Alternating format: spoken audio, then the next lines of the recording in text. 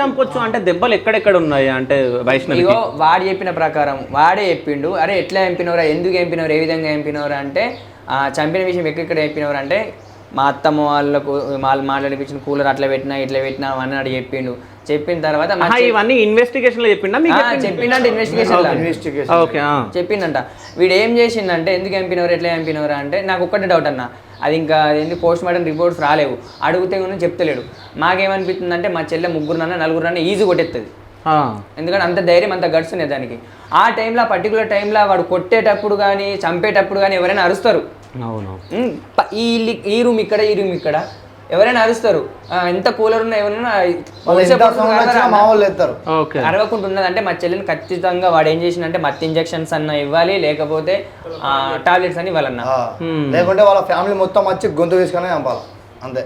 So ఎక్కడెక్కడ దెబ్బలు కనిపించినాయి body పైన?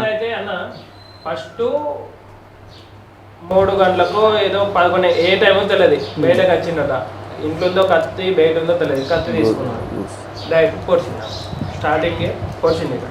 పొడిచిన తర్వాత మా చెల్లి వాడే చెప్పిన ఎట్లా చంపినాం అంటే ఇది చెప్పిన కదా. పొడిచిన తర్వాత అరవక ముందే ఇట్లా లేచి అడుగుతారు ఎందుకు కొడుతున్నావు అట్లా ఇట్లా అని చెప్పి, ఇలా పొడిచిన తర్వాత అరవక ముందే నెత్తి బట్టి మంచిగా కుదిరినారు.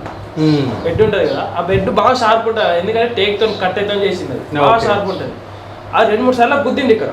గుద్దేసరికి మంచానికి గుద్దిన మొత్తం బ్లడ్ అంతా మొత్తం మంచానికి పానం పోతుంది. చిన్న మా పిన్ని వాళ్ళకి సౌండ్ వచ్చింది, మా బాబాయ్కి వచ్చి ఇదేంటి సౌండ్. అప్పుడేమో 11 గంటల కుక్కలు ఏమో మొరిగినాయి, ఇప్పుడు బయట ఏమో సబ్బులు వస్తున్నాయి ఏందని చెప్పి ఆ టైం లేచింది. లేచిన తర్వాత ఒకసారి డోర్ కొట్టింది.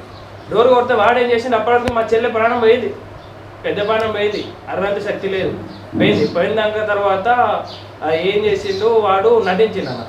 ఏ వయసు ఉండు ఏ ఇప్పుడు మనం పర్టికులర్ టైంలో భార్య భర్తలు అన్నప్పుడు ఏంది సంసారం విషయంలో ఏ ఉండు వయసు ఎందుకు అట్లే అంటే వాళ్ళు ఆల్రెడీ చంపేసిండు.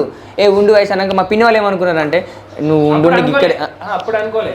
అప్పుడు అట్లా నటించేసరికి మా బాబాయ్ ఏందో అని చెప్పి పోయిండు.